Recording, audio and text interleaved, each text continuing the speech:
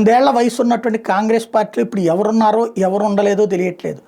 చివరికి తన ఉనికి కోసం అని చెప్పను కానీ నిలబట్టడం కోసం కొట్టాడుకుంటున్నటువంటి సిచ్యుయేషన్లో అనేక మంది పార్టీ వల్ల లబ్ధి పొంది పార్టీ పదవుల లబ్ధి పొందినటువంటి వాళ్ళు ఇవాళ పార్టీని పట్టించుకోని దశలో పార్టీ సంస్థాగత నిర్మాణాన్ని బాగు చేసేటటువంటి క్రమంలో ఖర్గే కీలక సూచనలు చేశారు. పార్టీ భావజాలానికి కట్టుబడి ప్రతికూల పరిస్థితుల్లోనూ పార్టీ కోసం నిలబడిన వ్యక్తులు ప్రోత్సహించమని చెప్పి సూచించారు. కష్ట సమయాల్లో పార్టీని వీడిన నేతలను దూరం పెట్టమని చెప్పి కూడా సూచించారు. పార్టీకి సైద్ధాంతికంగా కట్టుబడి ఉన్న వ్యక్తులను ప్రోత్సహించండి, కష్ట సమయాల్లో పారిపోయే బలహీనులను దూరంగా ఉంచండి.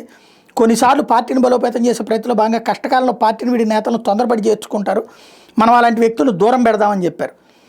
అలాగే పార్టీని బూత్ స్థాయి నుంచి జాతీయ స్థాయి వరకు బలోపేతం చేసే బాధ్యతను ప్రధాన కార్యదర్శులు ఇన్ఛార్జీలు తీసుకోవాలి. ఈ పని కోసం మీరే బూత్కి వెళ్ళాలి, కష్టపడి పనిచేయాలి, కార్మికులతో సంభాషించాలి, పార్టీ విభాగాలతో చర్చించాలి అంటూ సూచించారు. రాష్ట్రాల్లో పార్టీ నిర్వహణ భవిష్యత్ ఎన్నికల ఫలితాలకు ఆయా రాష్ట్రాల ఇన్ఛార్జీలే బాధ్యత వహించాలని సూచించారు.